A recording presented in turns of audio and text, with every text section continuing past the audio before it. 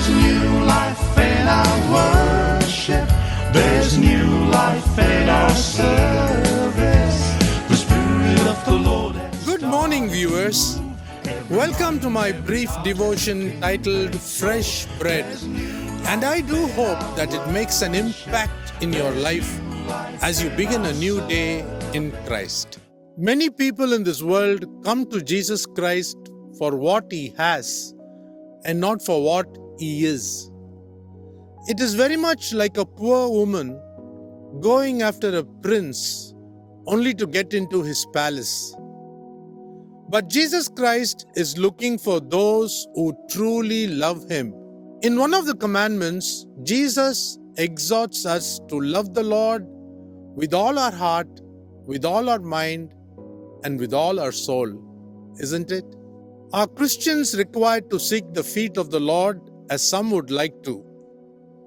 Some want the hand of the Lord to bless them, but we are to seek His glorious face, to hear His voice, and the New Testament teaches us that His sheep hear His voice.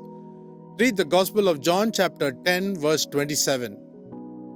We should not think of missing hell and going to heaven because we accepted Jesus Christ as our personal Savior.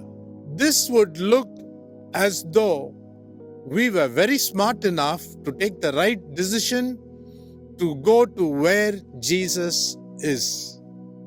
We are going to heaven because Jesus Christ suffered and died and paid the price for my salvation, so I don't go to hell. Now, how can I neglect or take it blasé this great salvation? Read Hebrews chapter 2 verses 3 and 4. How can I always remember the exorbitant price that was paid for my redemption? How can I ignore or overlook the shame and ignominy He bore? In the excitement, thrills, and challenges of Christian ministry, we may tend to forget all this. But when we meet Jesus Christ face to face and touch Him, the wounds at Gethsemane and Calvary will still be there to remind us of that costly price that was paid for our sake. Think about this. See you tomorrow, God willing.